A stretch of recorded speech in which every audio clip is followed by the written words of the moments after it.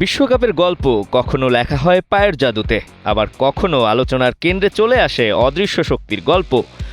গোল, কৌশল আর ট্রফির লড়াইয়ের মাঝেও হঠাৎ করেই আবির্ভাব ঘটে এমন কিছু চরিত্রের, যারা দাবি করেন ফল নির্ধারিত হয় মাঠে নয়, আধ্যাত্মিক জগতে।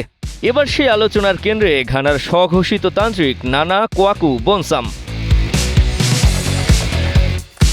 হ্যারি কেইনকে কালো জাদু করার দাবি করে বিশ্বকাপের শুরুতেই যিনি আলোচনায় এসেছিলেন, এবার তার নিশানায় লিওনেল মেসি ও আর্জেন্টিনা। বনসামের দাবি কেপ ভার্দের বিপক্ষে শেষ হয়ে যাবে বর্তমান বিশ্ব চ্যাম্পিয়নদের বিশ্বকাপ যাত্রা। শুধু তাই নয়, তার ভাষায় 2026 বিশ্বকাপের ট্রফি ইতোমধ্যে আধ্যাত্মিক জগতে জিতে নিয়েছেন ক্রিস্টিয়ানো রোনালদোর পর্তুগাল। বিশ্বকাপ দেখুন বায়োস্কোপ প্লাসে, সব নেটওয়ার্কে, সব ডিভাইসে। বনসামের এই ভবিষ্যৎবাণী দাবানলের মতো ছড়িয়ে পড়েছে সামাজিক যোগাযোগ মাধ্যমে। মেসি রোনালদো সমর্থকদের তর্কের আগুনে যেন ঘি ঢেলে দিয়েছেন তিনি। একদল এটিকে নিছক নাটক বলছে, অন্যরা আবার আগের কাকতালীয় ঘটনাগুলো টেনে এনে রহস্যের গন্ধ খুঁজছে।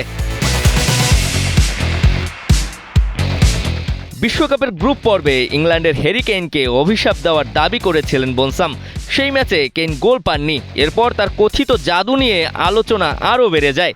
পরে অবশ্য নিজেই সেই অভিশাপ তুলে নেয়ার ঘোষণা দিয়ে বলেন, হ্যারি কেইন আমার শত্রু নন, বরং নিজের সন্তানের নামও কেইনের নামে রাখতে চেয়েছেন তিনি। তবে ফুটবলের ইতিহাস বারবারই শিখিয়েছে, বিশ্বকাপের ভাগ্য লেখা হয় না কোনো তান্ত্রিকের মন্ত্রে, কোনো ভবিষ্যৎবাণীর পাতায়ও নয়। সেটি লেখা হয় সবুজ ঘাসের বুকে, ঘামের ফোঁটায়, সাহসে আর 90 মিনিটের লড়াইয়ে। তাই বনসামের ভবিষ্যৎবাণী যতই আলোচনার জন্ম দিক না কেন, শেষ কথা হবে মাঠের পারফরমেন্সে। আর সেই উত্তর জানার অপেক্ষায় এখন পুরো ফুটবল বিশ্ব। দিবাকর চৌধুরী, কালের কণ্ঠ।